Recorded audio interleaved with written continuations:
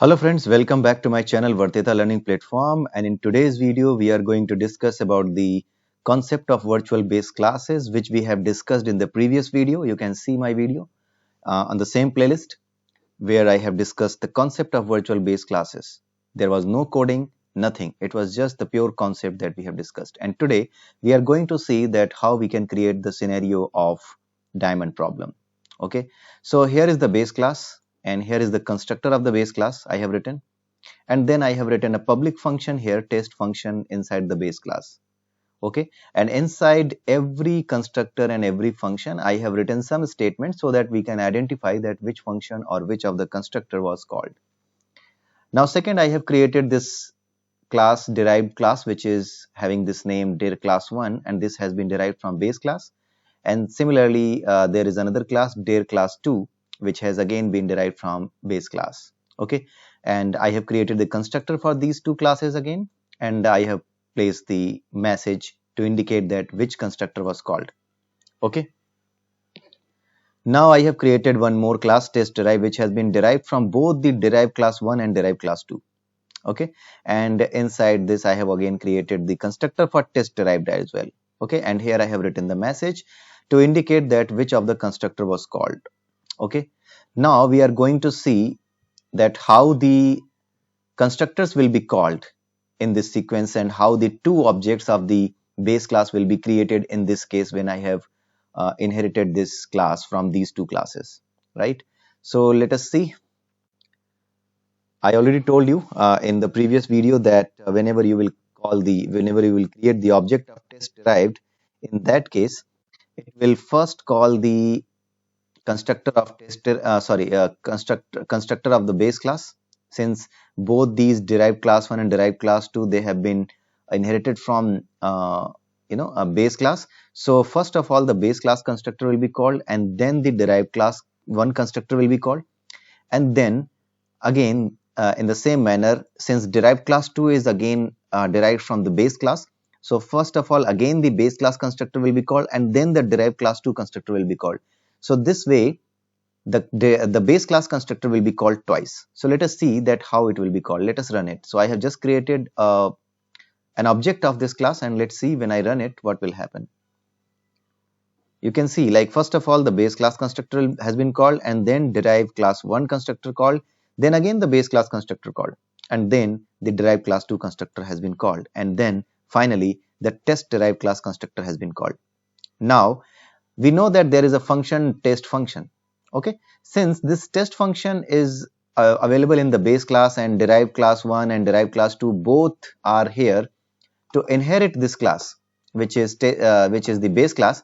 So what will happen, this function will be available to this test derived class through both of these classes, dir class 1 and dir class 2, right? Since both of these have been derived from this base class, so when I will use the test derived object to call this function, test function, it will not be able to decide whether I should call it through the sub object of derived class 1 or through the sub object of derived class 2, and this will cause the ambiguity, and this ambiguity will lead to a compiler error. Okay, so let us see what will happen here. Let me call this td.test function. When I will run it, it will not run properly. It will show you an error. Okay, this shows that request for member test function is ambiguous. You can see that there is a message that the call to function test function is ambiguous because it is not able to decide as through which derived class it should call this test function. Okay, so that is why it has happened here. Now what is the solution of this diamond problem? Okay, so let us first correct this problem, and then we will call the test function. Okay, so to correct this problem and to create only one sub object of this base class, what we need to do, for every derived class we need to add this virtual keyword before inheriting. I mean, while inheriting we need to make this keyword virtual public base class, virtual public base class for both the derived classes, dir class 1 and for dir class 2.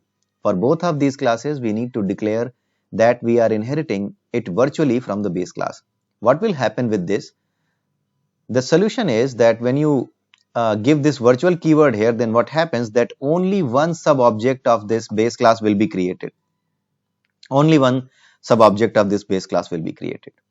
Okay. So what will happen?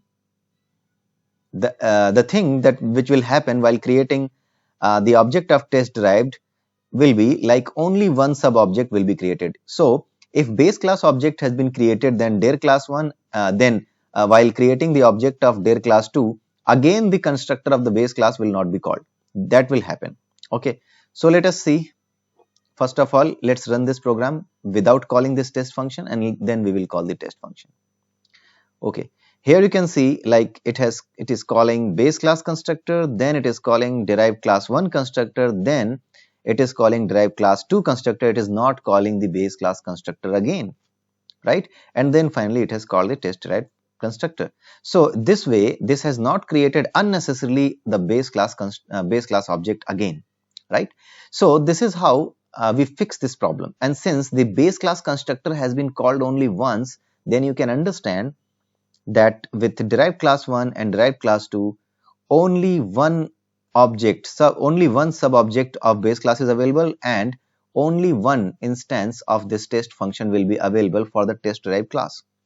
Okay, so either call through derived class 1 or derived class 2, or you do the multiple inheritance through the derived class 1, derived class 2. In both ways, you will directly access this test function from the base class inside your test derived class whenever you call this test function through the test derived. So let us see. So you can see like test function, this has been called. So this is how you can fix it. So even if you remove this, you can see we are removing this. Again, you can see like base class constructor, derived one, and then the test function has been called. Or you write like this, then again the same result. So if you write it like derived class 2, derived class 1, you do the multiple inheritance, then in that case, what will happen? It will simply create one sub object of this base class, and then it will call the test function which is available in the base class from here in the test derived. Even from the derived class 2 and derived class 1, you will be able to call this test function. It's not like they will not contain this function anymore. They will have their own copies when you will derive from the derived class 1. When you create the derived class 1 object, then that will also work fine.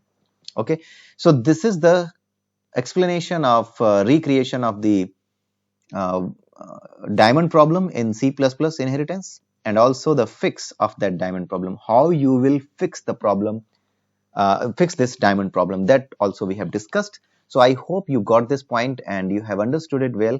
So in the next video, we will meet with some new concepts. Till then, have a nice day and bye bye, and please keep sharing my videos. Please subscribe to my channel. Thank you.